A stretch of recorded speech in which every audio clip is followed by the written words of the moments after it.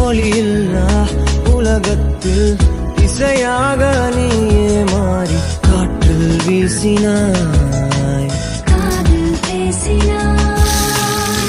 மொழியில்லா மௌனத்தில் விழியாலே வார்த்தை கோர்த்து கண்ணால் பேசினாய்.